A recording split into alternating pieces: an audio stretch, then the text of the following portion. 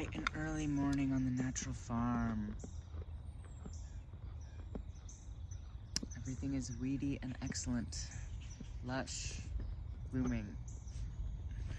So, let's do the second half of the tour today, and I'll show you what you can do with the backyard.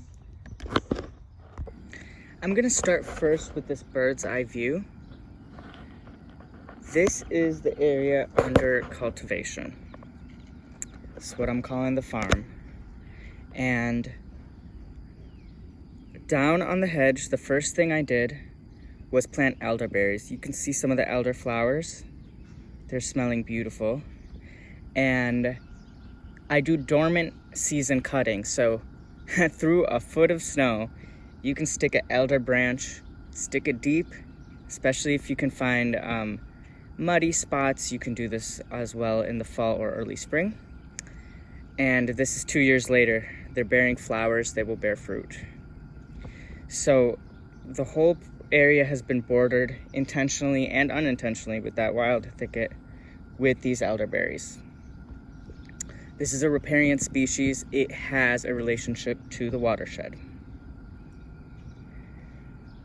And there's another part of this forest layer which can't be seen, and those are the baby plum trees. There is one at each corner, and those will eventually be major players in fruit production. This willow tree informs the system a lot because that's where you know there is a natural detention basin. Water naturally collects. There's a healthy amount of groundwater in the clay soil, so it tends to always be moist. And just to give you an idea of what it was starting with, I'll post a picture if I have it, but 1, 2, 3 raised beds and just a lawn that was being mowed. And I sequentially created beds through first by cover cropping in the raised beds. Second, I tried everything from a push plow to cardboard mulch and to wood chips, and then of course direct sowing, non-cultivation, directly lawn to grain field, which I have a video about that. So let's get in there. This bed is in a hybrid cover crop and herbal crop. This is oat straw. And in the herbal world, they'll call it milky oats. It's not at the milk stage yet because there would be milk coming out. But either way, a tea of this is calming. You would not think that grass could just calm you down, but even just a single stalk of this makes a nice and thick tea, which soothes the nerves. This area was my test pushing the Back to the Eden method by Paul Gautsushi. Look it up. To its limit. I was like, what's going to happen if I put 3 feet of wood chips down? And this is what happens, is that this area, which was a poor clay soil, it holds water very well. And there's a lush cover crop coming up. And I'm hoping that the wood chips and the cover crop and the 1.5 years of maturation means that I can cut the straw down and transplant vegetables straight into it. This is a south-oriented trellis to make the most of sunshine, and there are cucumber plants dotting through here. There's also this decorative and unfinished bamboo trellis from just the overgrown bamboo in the back. And there's these purple potted peas growing up it. And then some beans or cucumbers later in the season. And red clover was seeded basically everywhere. And it attracts pollinators. It builds fertility in the soil. Again, this is the beautiful rattlesnake master plant, which hits a bunch of the rare and endangered pollinators and moths and things like that. And I love to have these everything stays pretty wild, but these relief strips where there's a place to sit, but it's surrounded by these wildflowers. So the easiest way to plant potatoes, in my opinion, is by accident. And one method I've used to build soil here is simply taking food scraps, not composted yet, and burying it under a cover of wood chips or straw. And here is the result, is potatoes coming up. So the bed up to the pallets was improved that way, and so there's an occasional potato coming up. There's these purple sprouting broccoli, wild ancestor of the broccoli. I'm gonna encourage it to self-seed, so just like the wild plants, it can subsist on its own. And between the empty spaces of the potatoes, I planted corn in the Hopi method in clumps. The potato bed continues out here, and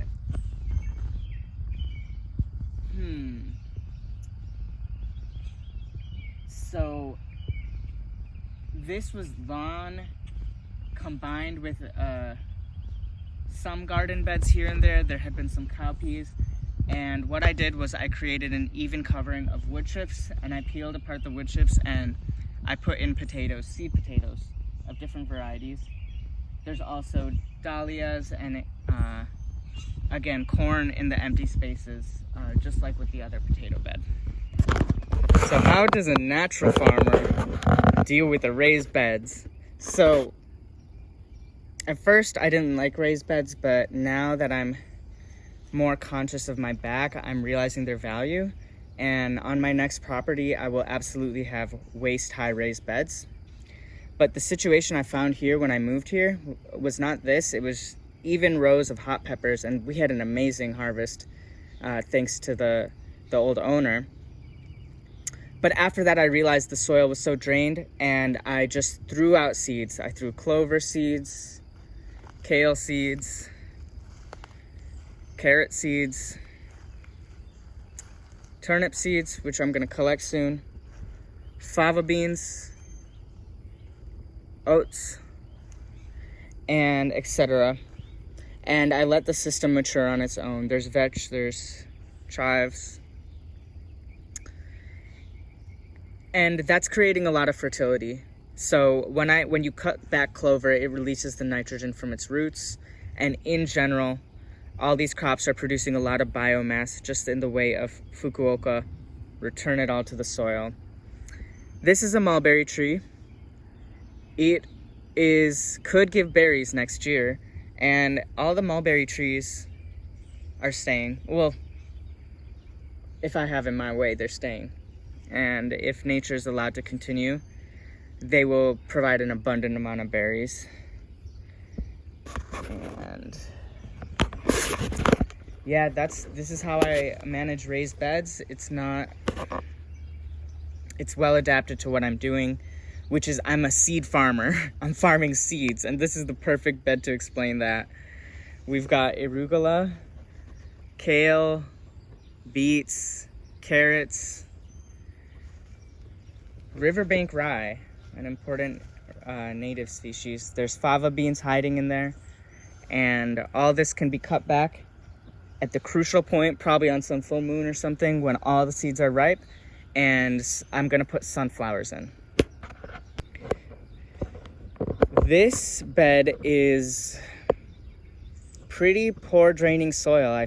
I think that just its position, the fact that it was lawn, it's been difficult to grow things in here, and I've been improving soil as I do with just fall leaves and wood chips and straw. You can see some of that out there. And now it's at the point where I feel comfortable putting corn in. And while I expected this to all be a solid cornfield, I'm learning my lesson. And I'm getting some corn here and there. And also borage, must grow for the herbal farmer because it's so easy and it will self-seed and come back every year. And again, you might notice there's the buckwheat cover, which I have in all my beds. This is what a buckwheat cover will look like in 2 weeks, just 2 weeks time. It's a lush cover. There's a huge bindweed problem, and yet it's under check right now. So while this space doesn't have anything planted in it now, the buckwheat will become very lush. The flowers open early in the morning to bring bees here. And at any time, I can just chop it all down, and it has fast decomposing residue. And probably how I would do it is I would plant the next crop in it a week earlier and then chop it down. There are perennials in here that are difficult to see, like tulips. This is an auroch, an annual spinach. I haven't tried it yet.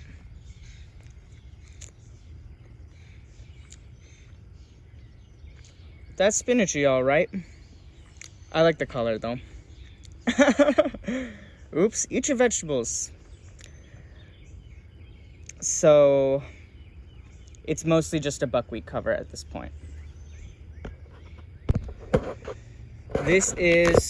I would like to grow millet here, if not watermelon. This is also a clay soil that tends to be constantly wet to the point that it's a problem because it leads to compaction and little aeration. This horseradish, at one point, it was a solid block of horseradish, and I pulled it out. You see the oat straw cover crop there, and I'm establishing perennials here to make the herb layer of the food forest. Marshmallow, amazing stir-fried greens and medicinal root, and black currant, native berry bush. And this raised bed was planted with asparagus when I moved here, and I haven't quite been able to maintain that. This is an adventure in controlling an extreme amount of bindweed, and honestly, I'm giving it over to ecological succession. This is a mulberry bed. There's 3 mulberry trees, and that is the primary crop, but between each mulberry tree, which I must protect, is corn planted in the Hopi way, which is a big handful of seeds put in the same hole so they may support each other growing up. This is the buckwheat cover, which is the intention is that it will overcome the bindweed. At this point, it's very difficult to pull by hand. It has anti-eczema properties, so and when you put it in a blender, it feels like it makes a gel like aloe vera. So this is my bindweed crop.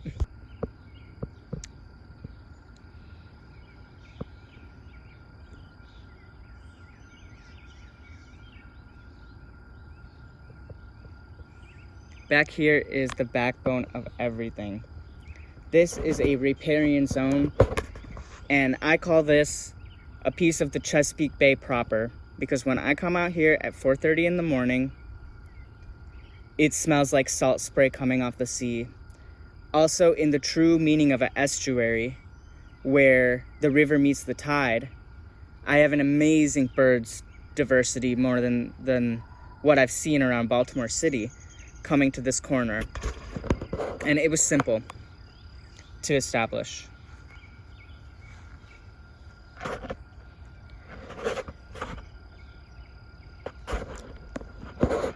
Essentially, I let water dictate the growth and evolution of this system. So the work was primarily digging, and as I had mentioned in the beginning, dormant planting of elderberry cuttings, sticking them in the ground, and willows. Where can I find a willow? Taking branches off the amazing mother willow tree, and in the dormant season, spreading them so that this may be a hedge of willows, and so we can really do something with the groundwater. This pond is so useful. Even when it's empty, it's slowing down the infiltration of water, and this back area is basically my underground cistern, and it will percolate uphill to drier areas. There's a J-shaped trench dug here, and the reason being is because it captures the downhill flow. I'm on a J-shaped hill, and in this trench are buried logs. The buried logs, as they decompose, act as sponges. These sponges can hold a lot of water. That's why you check out the forest floor. It's real fertile. I planted some native plants back here because this system does not control for mosquitoes very well. I made my choice and I will live with it. I specifically planted native tall grasses to attract the dragonfly population, which is how mosquitoes are predators. I love this spot back here just for the peace of mind. Our deeds outlive us. They send out vibrations into the universe. And I feel like this corner, this riparian zone, is just a landing pad for vibrations, a landing pad for abundance. There's a stinging nettle patch. I believe this is goldenrod poke, woody nightshade, all the elderflowers that I will be using in my tea blends. Mystery plants I don't know. There's wild raspberry brambles taking over the chain link fence. This is an abundant place to be for the birds, and I can feel the water under my feet right now. Water is life. That's our mother. So create a riparian zone, create these detention basins, create hotbeds of biodiversity, and you will develop a relationship to the water. And then your crops will develop a relationship to the water. And this is how I do rain-fed agroforestry, agroecology. This is my approach. All right, it's getting wild. The button willow. I just looked up riparian species and I just got one of each. Because I don't do drip lines or watering cans. This is another example of experimenting with a thick cover of wood chips. And what I like about it is it fits in with how I view cover crops and creating fertility for later. While I can't grow sweet potatoes in this, and it's almost potter's clay under there, I'm building fertility for later. One spoonful of wood chips has like 10,000 microorganisms in it, and they really kick things off. I have these smaller swales, which are just ditches along contour. And this is with the same idea. Slow down the water as it goes downhill. Build natural irrigation in. And this is the start of the show. This is the humble Chickasaw plum, thicket forming, ancestral food source, staple food, excellent as baby food, so many benefits, and it's a riparian species. It grows in standing water if it has to. And it forms a thicket. Once it's short-lived, so this tree will live for 15 years or maybe 20 years, but by then it will have had a lot of progeny. And in this, because it's the riparian zone, there's a native iris and a mountain mint plant, and I'm excited to see who else joins the show. Species selection is everything, and wherever you are in the world, there's a native variety of plum, a native variety of stone fruit. Consider making this the backbone of your food forest. I got this tree for $5, Mossy Oak Nursery, and I also planted a Dunbar's plum, a Mexican plum, the Usuri plum in the front yard, and I'm looking forward to the plummery. To recap, digging swales, considering the natural flow of water, introducing perennials, native plants, throwing seeds around, getting your cover crop on, mulch whatever form, straw, leaves, rotting food, wood chips. And most importantly, consider yourself integrated as part of the ecology. Consider your watershed as your blood. And happy gardening, everyone. Wholeness.